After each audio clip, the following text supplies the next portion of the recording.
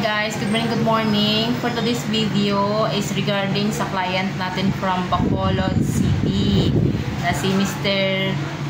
Ricardo Mirasol. So yan ay patuloy na tumatangkilik sa ating organic full harvest products at lahat po ng purchases niya guys ay ginawa ko po siyang distributor para makuha po niya yung mababang presyo. So nag-start po siya sa global package and then kumuha po siya ng executive package. Bawat purchase po niya, puro package po yung kinukuha niya.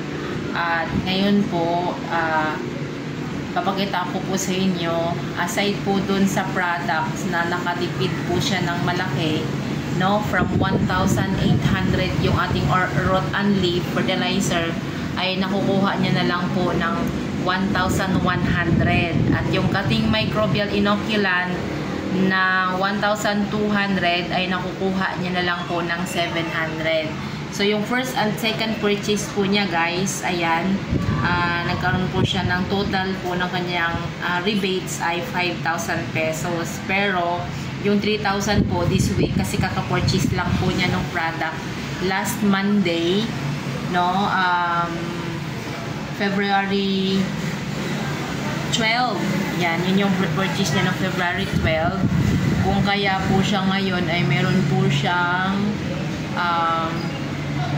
3,000 na e-cash wallet. So yan po guys, pag tinransfer natin yan dito sa ating shopping wallet, yan po ay magiging available naman next purchase niya ng item, or pwede po natin siya i-form and to check. Like before naka-check po siya, pero ngayon hindi ko na siya i-check kasi aside sa ating organic products guys, siya din po ay tumatangkilik naman sa ibang product ng Victory Global like BG Cups na body acid neutralizer.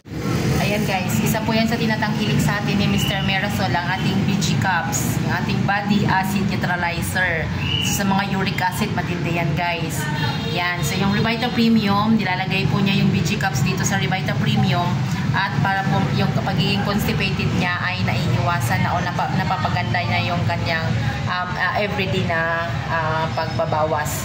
So aside dyan guys, siya din po ay umiinom ng ating Revita, ay ating BG Coffee na no sugar added. So aside dyan guys, marami naman tayong product na pwede po na tangkilik pa ng marami. But so far, naging masaya naman po si Mr. Mirasol sa ating mga nire-refer sa kanya ng mga product ng Victory Global. At aside dyan guys, siyempre yung kanyang palayan ay hindi na po siya gumagastos ng malaki at hindi na po siya nagbibili ng mga chemical. So naka-organic full harvest siya at siya po ay from Bacolod City. So that's it for now guys. Follow for more.